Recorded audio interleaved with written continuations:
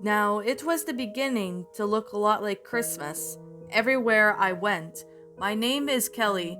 I am a 15-year-old teenager. If you probably don't know why I'm starting to look a lot like it, because it's the holidays are just right around the corner.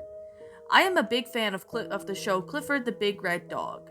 If you don't know what Clifford is, it's about a giant red dog who goes around the block.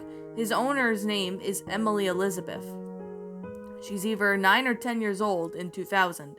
Clifford the Big Red Dog finally became a TV show, and the show featured roles of John Ritter, Gray DeSille, Kel Mitchell, and Cree Summer. In 2003, the show was canceled due to the death of Clifford's voice actor, but luckily in 2004, we got a movie based on Clifford the Big Red Dog called Clifford's Really Big Movie. But sadly, as soon as I found out about John Ritter's death, I quit reading the books, but I still watched the TV series. But what I'm here to talk about today is a missing episode that got banned due to the contents that featured in the episode. The episode featured really messed up content and inappropriate themes. One day, while the holidays were around the corner, I was on my laptop looking for a Clifford the Big Red Dog VHS. At the bottom of the 5th page eBay had was a VHS titled Clifford the Big Red Dog, Gross Objects. Curious, I said to myself. I didn't think I saw an episode entitled Gross Objects.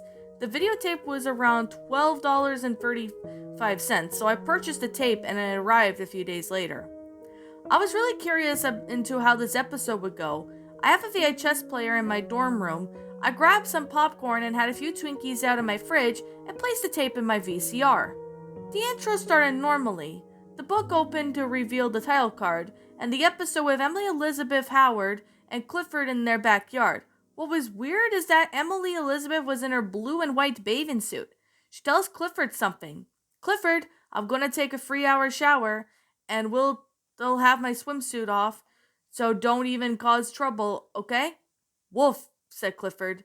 Emily Elizabeth leaves as Clifford makes a howl to call out his friends, T-Bone, Cleo, and Mac. Now Clifford's friends headed over to Clifford's backyard as the scene pans to Emily in the shower with the curtains covering her. She goes into the bathroom and turns on the shower. What's curiously obvious is that her body was shown in the episode. I paused the VHS so I can check to make sure no one was walking past my room, and luckily my parents decided to call my number. They told me that they were going out to see a film called My Little Pony the Movie. I said okay and then hung up so I could finish watching the episode. In the next scene, Clifford, T-Bone, Cleo, Matt, and Mac are seen in the front yard.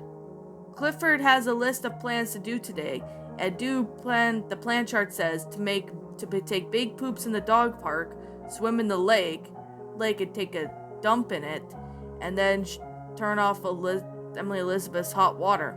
They agreed to Clifford's plan and they began doing so as the plan is on the chart. They ran over to the dog park and find a perfect spot to do what they wanted to do. Now, Clifford and his friends did what dogs usually do, and I literally see a lot of gross stuff. Gross, I said. A time title card pop up saying, in 1 hour and 57 minutes later. Clifford, T-Bone, and Cleo and Matt came back from taking a dump in the lake. The last thing they did was turn off the hot water supply, and Emily has been seen putting her face in the shower water. Suddenly the water for some reason turns off. Emily starts to speak in Caillou's voice, "Hey!"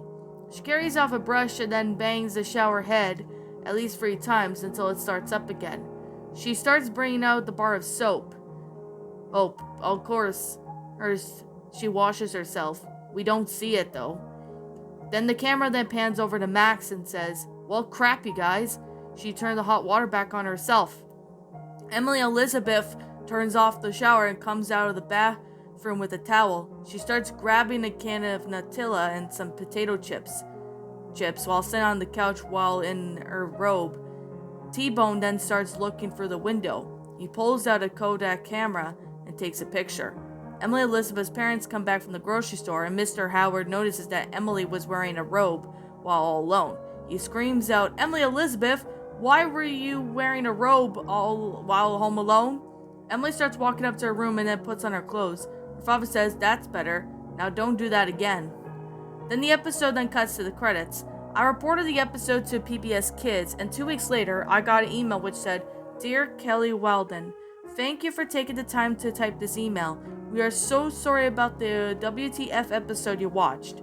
That episode was created by a movie star named Susan Blackleen. Although she was an actor, she forced us to create an episode that featured Emily Elizabeth's Biv's, well, you get the picture for the first time. But we literally had to pull that episode off the air due to the content. Back in 2008, we received a package from an unknown person, so we decided to sell it on eBay to get a report by someone. And we are not trying to be rude to you. We would have never made this episode that featured really messed up content. So thank you so much for writing to us. Best wishes, PBS Kids." I decided to keep the tape until further notice. And that, my pretties, was Clifford the Big Red Dog Gross Objects. A Clifford the Big Red Dog lost episode creepypasta written by Ashley Armbruster. My final thoughts on this story? Okay, before I get to this review, I have a feeling this is more of a troll pasta than a creepypasta because this contained, NSFW stuff, so I had to censor a good chunk of it because of that. I'm gonna be honest that I remember Shadow Reader actually narrated this one, and it says it's supposed to be a funny pasta and a troll pasta, so I could definitely say as a troll pasta or funny pasta, it's quite silly. I know they wouldn't make an episode like this. I know it's fictional. I can honestly remember watching Clifford the Big Red Dog as a kid. I remember I watched that when I was a kid growing up. I loved it when I was a kid. So, I could definitely say, this was a pretty well-made troll pasta. I'm not gonna deny that. This one was a pretty good troll pasta. It features, Clifford and his friends, doing some crazy stuff. Kind of reminds me of Drew Pickles and the Barney Bunch, where they, like to cause trouble everywhere they go. If you kind of remember, Drew Pickles and the Barney Bunch, then you could understand, what this might have been inspired from. I'm not saying it is, but you never know. When I read this story for the first time, I can't remember if I gave this one a good review or a bad review, but I think that was back in 2019. I honestly don't remember because that was been a few years. Now that I'm rereading this story, I gotta say it was quite funny for a troll pasta, but I would suggest, a couple things. Like, for one, there was some grammatical errors in the story that made it hard to read. Same thing with the sentence structuring. There was a couple times where there should have been periods in places where periods should be, places where commas should be, or they weren't there, or they were just all over the place. That made the story a bit difficult to read. It's not a terrible story. I'm definitely giving that. It's not a terrible story. It's just, well, But I have to say, the grammar was alright. It does need to be revised. Same with the sentence structuring. The paragraph structuring did good. But I would have to suggest, I really would wish that there was a little bit more to it. Maybe a little bit more humor, perhaps, might be, something. And might have maybe helped out a bit. But, the not safe for work content that was in it, that I had to censor a good chunk of it because, well, yeah. If it wasn't, being the massive humor that was, targeted in this episode, then maybe the episode would have been more humorous or something. I'm not saying that this story is awful. No, I'm not saying this story is awful. I'm not. This story does need improvement, though.